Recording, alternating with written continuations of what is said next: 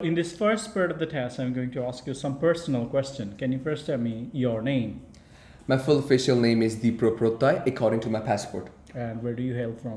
I hail from Dhaka. I was originally born in Dhaka, which is the capital city of Bangladesh. However, I have been residing in Chittagong, which is the port city. Okay, let's talk something about food. What kind of food do you enjoy eating? I love a lot of cuisines. I was brought up in a family where I had the privilege of visiting a lot of countries, and as a result, I was introduced to a lot of cuisines. And as a result, I had the privilege of having Japanese, Chinese, and also a lot of other countries' food. What are some kinds of food you never eat? There are a couple of exceptions that I never like. Number one, the seafoods, especially when it comes to octopus and squid, and also some Japanese food like sushi. Yeah, right. Why is that? It's because when I tasted it for the first time, I kind of felt that it was a bit gross. It's because I do not like the composition of the ingredients inside the food. As a result, I had this phobia when it comes to food like that. Do you generally prefer to eat at home or at a restaurant?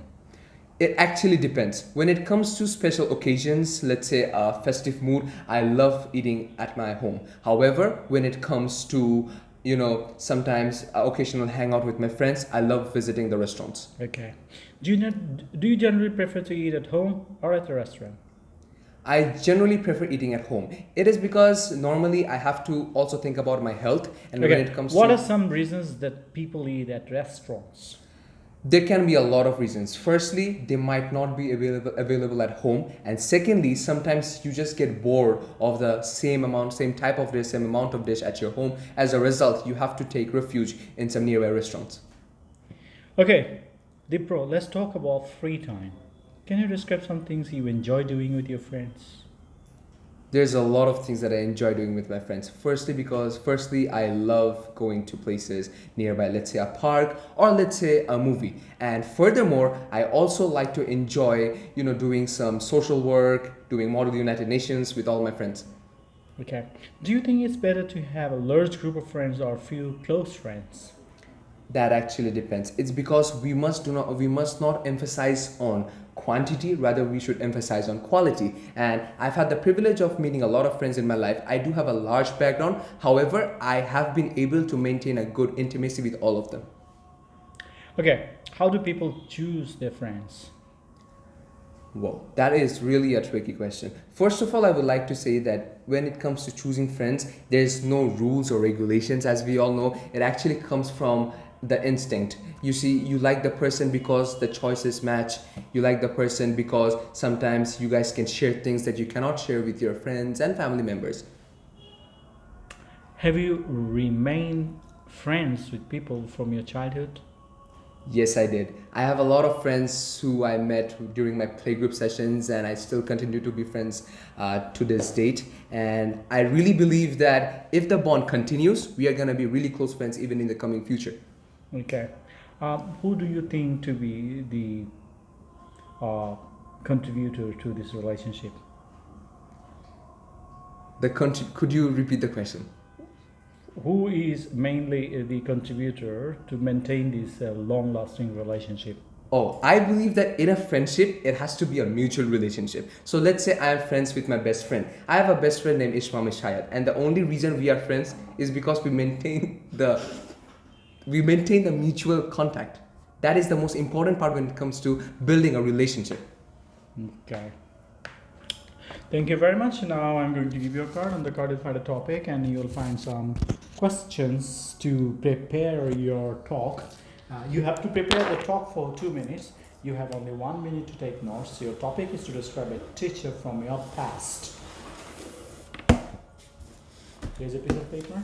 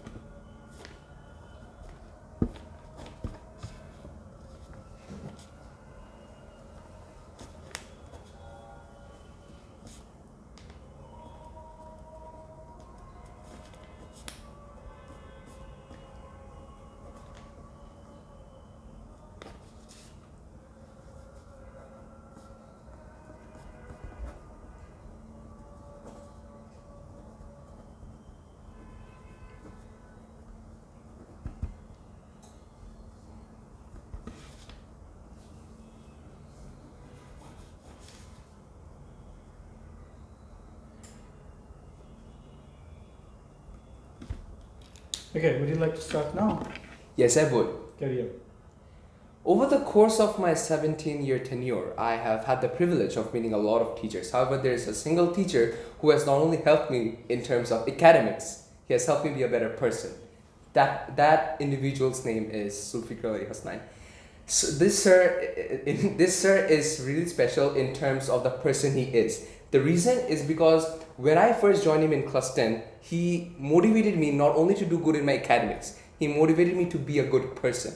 And I believe that I not only learned a lot of grammar and punctuation like I learned from the other teachers, I learned to be a better person. Whenever we used to speak, he used to maintain that eye contact and he used to preach me the basic rules of living, not the basic rules of learning. And as a result, I really had that special bond. I shared that special bond with that teacher. And he always told me to smile, like I'm doing right now. And the main reason is because it maintains the mutual coexistence of the two people speaking. And as a result, I really owe a lot of my success to that person. And when it comes to why I remember this person, you see, every single person in the crowd should not be the same. This person, this sir right here, stands outside the crowd. That is because he helped me be a better person growing up as a human individual. And I really dedicate all my success to him. It's because he never told me to give up. He always told me that if you continue working hard, one day you might get a 1320 and the next day you might get a 1550. So that only depends on the person who you are, and just hard work. Go to that place and just show yourself as an individual.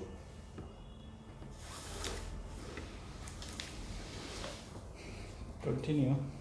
And as I said, I have mentioned that I met him in the 10th grade. However, although it has been over 3 years that I have been to his coaching, I still remember him. I still remember him for his smile, and he maintains a great social media personality. Okay, what kind of person makes a good teacher? As I previously said, when it comes to a good teacher, it not only has to be related to academics. That person has to teach you about the real life, about how to survive in the growing, developing world of the century. Why do you think people choose to become teachers? As the profession sounds, teacher means teaching. Teaching means preaching. So I believe that a person wants to be a teacher is because the person wants to preach what they have learned in the past, and they want to make sure that their students, which is alike to their children, also maintain the same dignity. Okay. Which is more important for a teacher, to be an expert in the subject, or he or she teaches, or to be very skilled at explaining things and motivating students to learn? I believe that both are actually important. As I said, a teacher has to also preach you about how to be a good human being, but that does not mean that the teacher has to, completely stray off from the purpose of the teaching. Let's say a particular teacher teaching mathematics. If the teacher is too much into moral education, if the teacher is too much into skillfulness and does not rely on academics, that does not help. So I believe that being both skilled and being both academically superior is important to be a proper teacher. Let's talk about changes in school. How are schools different now from when you are young?